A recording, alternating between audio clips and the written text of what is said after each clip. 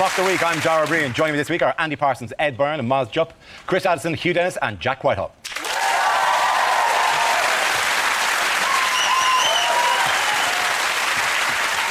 We start with a round called Headliners. Here's a picture of the Prime Minister and the Chancellor, but what does SCDC stand for? Is he telling people the only two people that won't be affected by the cuts? Samantha Cameron and David Cameron. Is it stop claiming disability, chavs? Is he just simply going, sandwiches, Clegg, drinks, Clegg?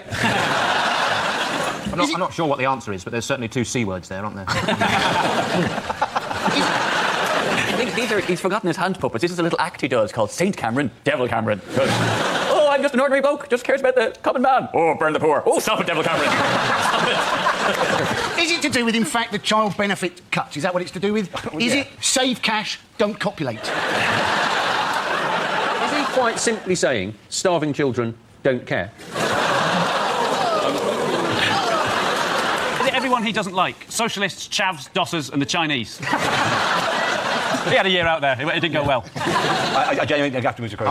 Wait, I'm done. Seriously, is it spending cuts dominate conference? Yes, it is. Very good. Yes, the answer I was looking for was spending cuts to dominate conference. The Conservatives outlined plans for the biggest shake-up of welfare reform in 60 years, with Chancellor George Osborne saying cuts must be fast and deep to avoid a decade of debt. What do we think of the cuts? The big thing they've done is to cut benefits to the middle classes, isn't it? Because they know that child benefit for the middle classes will simply be spent on olives and lemon drizzle cake. Osborne's speech, did you hear his speech? He said, just over the horizon is the Britain we're trying to build. What, France? They can get people out of the poverty trap, that's what they're saying. I was quite sure what the poverty trap was, whether it in fact was this hole in the ground with some Findus crispy pancakes in the bottom, covered over the top with scratch cards. But now, because of the adverse reaction to this, they say that they may give tax credit to married people, raising again the spectre of unmarried people. Then we go, well, do we have to marry in order to get the tax credit? Because as we all know, marriages born out of tax credits are the most loving marriages of all. Tories have got a point. They have got a point. There was a woman in the paper the other day, loads of kids, living off the state, and see, the Queen, let's say the Queen. Philip's going to have to get a job, but luckily, right now, they're looking for people like him in immigration control. How are government ministers practising what they preach? The minister who's doing the most is this guy called Eric Pickles, isn't it? Yes. He's the Minister for Communities or something, isn't it? Yeah, and he has told his staff that they have to use the stairs rather than lifts, that they're not allowed tea in meetings and they've got to turn the heating down. And when you look at him, you say that's because you want to save money, but it's more than likely that actually the lift's broken because you've been in it. There are no biscuits because you've eaten them, and you don't need heating because your body has got its own fat-filled 10-tog duvet. To be fair to Eric Pickles, he's the ideal person to be community secretary because he's used to having people around him, largely because of the gravitational pull. Just helping him walk. When you look at that photograph, does it not look like they've airbrushed a foot-long sandwich out of the shot? By the way, if you want to join in the Eric Pickles satire game, just point at the picture and make your own sentences up involving belt tightening. I think he looks like Matt Lucas, just quite simply going, that one. That one. In other news, what have the trapped miners in Chile come a step closer to? Is it Christmas number 1? Could be, you know. I think it's getting out, isn't it? It is, of course. It's getting out, and the good news is that Davina's going over for the evictions.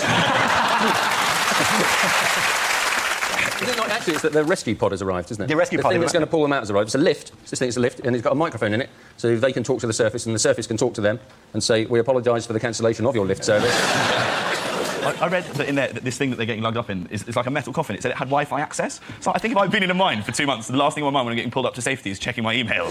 Just being there being like, oh, look, Jeff's been on Facebook. He's thrown a bat at me. Ha ha. Tweet.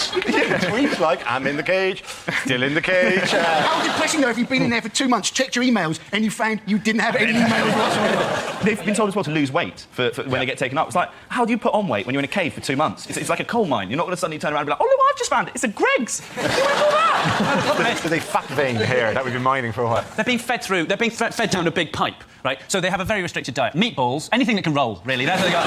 Prawn balls, Ferrero Rocher.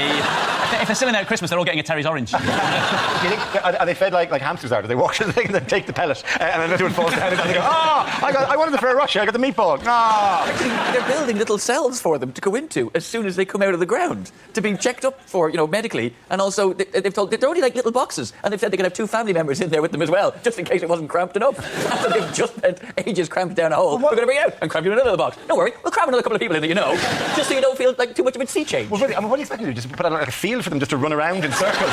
Figures of, wee! Yay! Yay! Just running over the hill. Wee! In short, yes. And also, it doesn't necessarily be two family members. I mean, like, most of them, it'll be agents and ghostwriters. And people going, good news, Javier Bardem is lined up to play you in the movie. Hey! Bad news, you got Ahmed Jalili.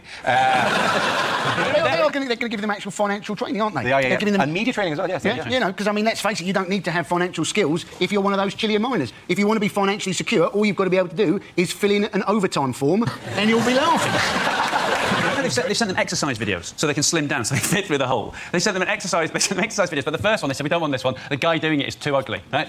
If people who have been under the ground for 7 weeks think you're too ugly, you are really ugly. If you've been under the ground for 7 weeks, Nick Knowles starts to look good. There's a lot of speculation, isn't there, about what the very first thing they're going to do when they get to the surface is. You know, and obviously, the very first thing they're going to do when they get to the surface is this. It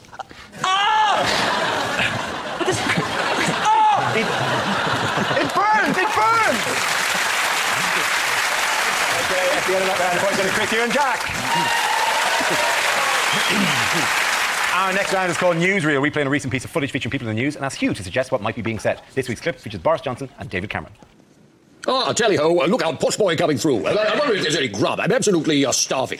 Now, remember why we're here, Boris? We're here to reassure the public about spending cuts, not just so you can eat. No, but look, there's cake. There's loads of cake. I love cake. They've got all sorts of cake. They've got pink cake, they've got blue cake. What am I? Am I pink? Am I blue? Am I pink? I've never been pink. God, I sound like William Hague. Anyway, all the cake's on cameras. He's got loads of cash from the spending cuts. Actually, this is the last £10 left in Britain, so let's be careful with it. Well, I want a meringue. I love a meringue. I love all the cream in a meringue. Well, why don't you share mine? I mean, times are hard. Well, I could, I suppose, but I have a rule. I have a rule. I never share anything with another man, unless of course it's his wife. There we go. Now, careful, don't get any of the white stuff up there. No, that would be very bad. Anyway, so do you have any change? We were hoping to save some for the poor people. It doesn't really matter, but if there is some left over, £3, lovely. That's absolutely perfect. God, there's a big crowd here. I wonder if I could do them for the congestion charge. They absolutely love me for the congestion charge. They love my blonde-haired buffoonery. They love me. Come on, boys. Oh yes, they love me. And they love me when I'm riding my bike. That's what they really love. Yes. Oops. There we go. That's the Pakistani betting syndicate satisfied. Oh no, lovely. Sticky fingers. Yes, I love a sticky finger. That's on the first. Oh, look, a genuine Cockney. Hello, how are you? Oh, Lauren Lummy, who shot Cot Robin, apples and pears. Down the old chimney and Mary Poppins, the Cray twins, isn't it? I'm sorry, I have no idea what you're talking about. Well done, you. The next round is called The Apprentice. You're fired. Wednesday night, 10 o'clock, BBC Two. This game involves Jack, Miles and Andy, so if you could make your way to the performance area, please. This round is a stand-up challenge. I launch a wheel of news, and wherever it chooses to stop, one of our performers must step forward and talk about that subject. The winner is whoever I think is the funniest. OK, here we go. Let's spin the wheel. And it's the economy. Andy Parsons. I suppose we should be grateful we're not in Greece. Things very bad there. There's rioting. Things so bad, the austerity measures, that they can't even afford to put petrol in their milk bottles to chuck them. Things are so bad they're having to put milk in their milk bottles. That's how bad things are. Oi, take that! Yeah, in 2 hours your clothes are going to smell really bad. The European Central Bank, right, they have said that when it comes to Greece, they think it may be a bit like the Ebola virus, right, and they said we may have to cut off our leg to survive. Now, they may know a bit about finance. They know very little about the Ebola virus. It affects your entire body. You cut your leg off, you've still got the Ebola virus. You've just got one leg bloody less. Thank you very much, Andy Parsons. OK, let's spin the wheel again. The subject is clubbing. Who wants to talk about that? Miles. Yeah, well, I'm sure you can all tell I'm a bit of a clubber. Nothing I like more than getting down to the local hotspot and shaking the old batty and ting, a bit of shoo-waddy-waddy. Don't mind if I do.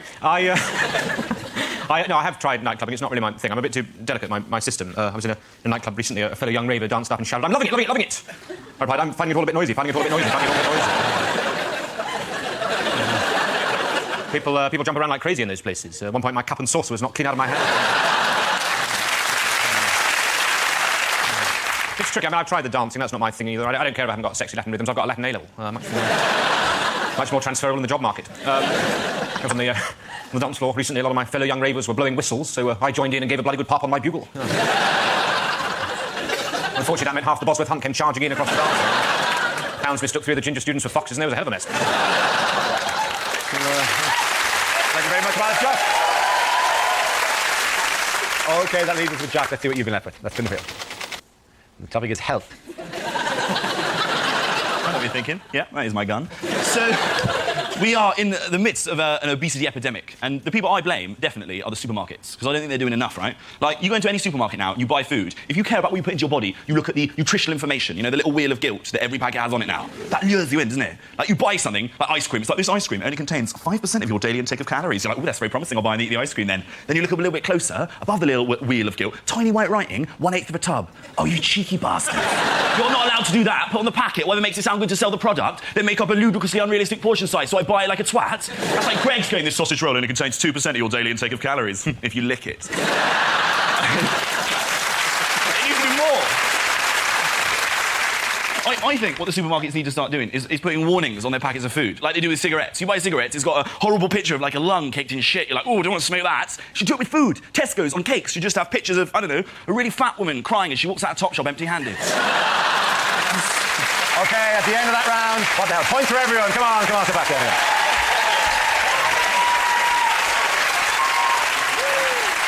Our next round is called If This Is the Answer, What is the Question? On the board are 6 categories. Miles, which category would you like? Sport, please. Okay, your category is sport, and the answer is 4 days. What is the question? At what age do Scottish children start drinking? As a sport.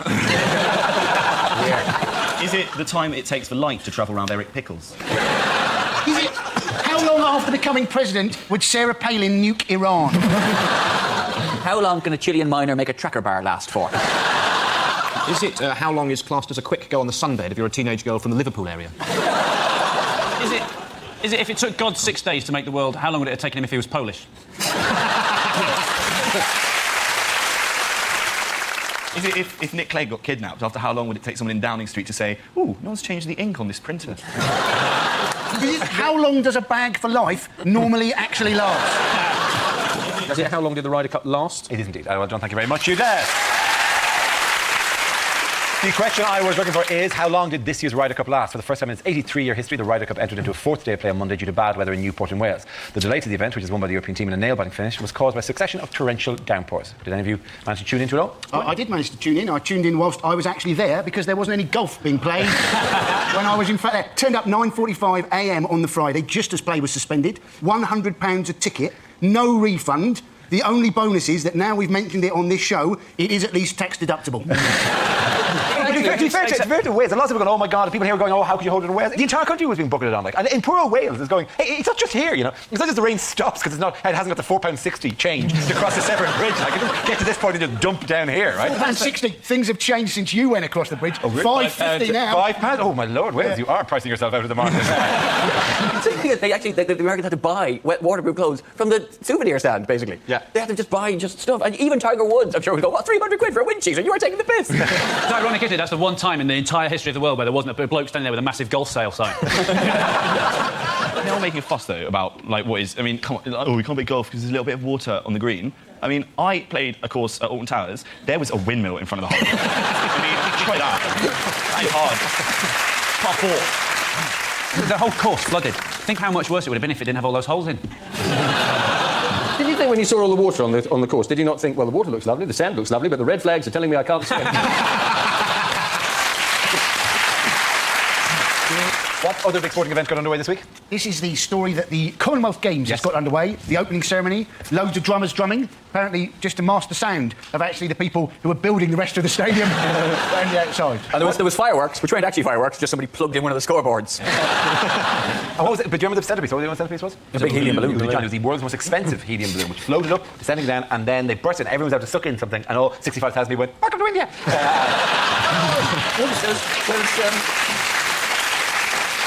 I did not see the opening ceremony, but it said in the paper that Prince Charles gave a speech, and in the paper it actually said Prince Charles read out the Queen's address. And I thought, how long did that take? Buckingham Palace, London, I can't remember the postcode. Also at the opening ceremony was the Minister for Delhi, Sheila Dikshit. How brilliant is that? An Indian called Sheila. That is fantastic. In other news, what's going on here? Is it the Great Wall of Chinese? Is that the world? It's the Guinness World Record attempt for the biggest game of musical chairs. Is that the world's most impressive motorcycle display team? And that's only one bike as well. That's what I'm trying to about. What I love about that photo is in the far right-hand corner, the bloke in white. Isn't that funny? He's obviously got the wrong invite, hasn't he there? I never got brown suit day memo. He actually is very important in the North Korean army. He looks after the Milky Bars. He's the one you're looking for. This is the very famous North Korean children's book, Where's Woojin?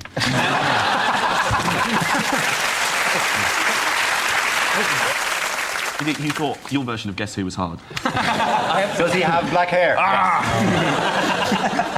Does he look a little like Kim Jong-il? No. Is it an attempt to show that they have some enormously tall people in Korea?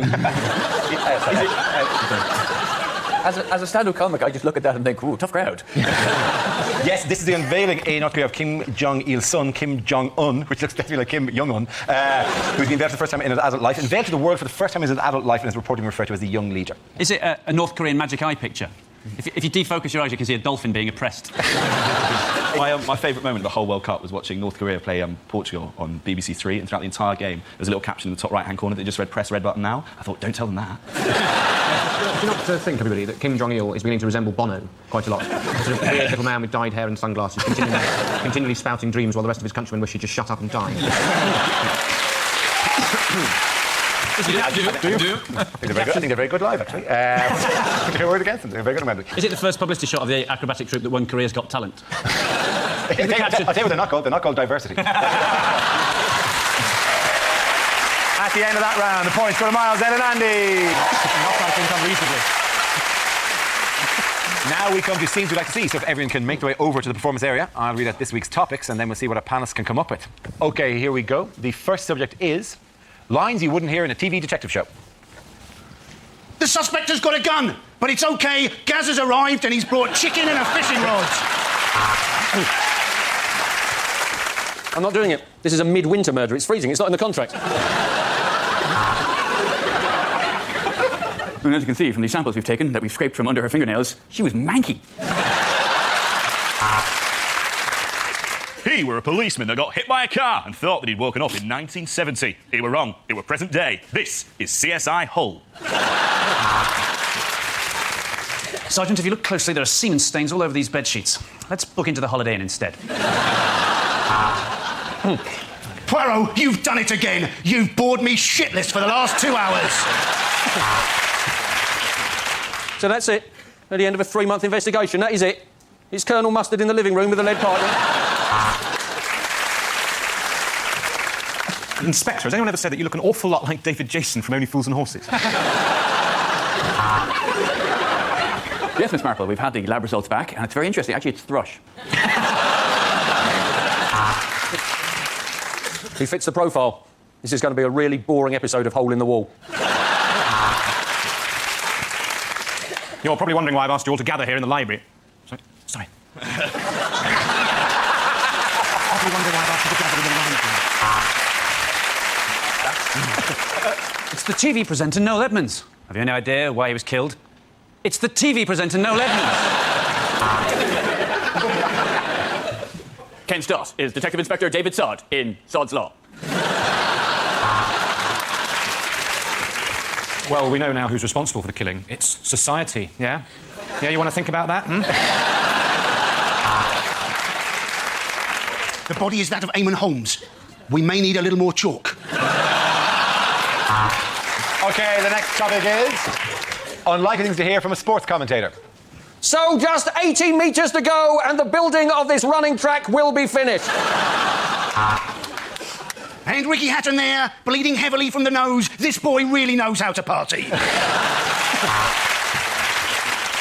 And we're just getting the news that Usain Bolt's ankle isn't actually sprained, it's broken. So the only thing to do is to collect some of his sperm and then shoot him in the head. Hello and welcome to Sky Sports, or if you're watching Sky Sports 3D... Hello and welcome!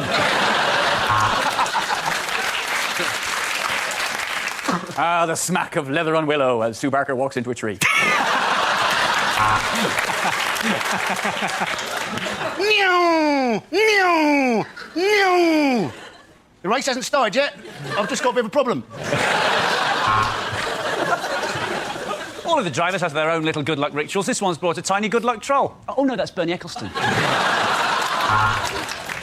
Well, we'll have to see what the referee gets out. I don't think any of us were expecting that. Unfortunately, the Man United team have turned up with the wrong kit, so today they're going to have to play in their pants. He's got his wood out and he's in a nasty bit of rough. He needs to get to the golf course as quickly as he can. Well, I have to say, I do agree with the crowd. The referee is a wanker. Welcome to Delhi for the shit pit. Sorry, the shots put. No, I was right first time. You join me for the men's discus final. Women's? That's not a woman. And as the Derby winner is led out by his jockey, the sexual tension is almost unbearable. So with 1 over to go, this next delivery could change everything. And it has. It's a no ball. I've won £400,000. And I'm off to the airport. Oh, and that's a beautiful shot there on the black. I really should remember these boxers' names.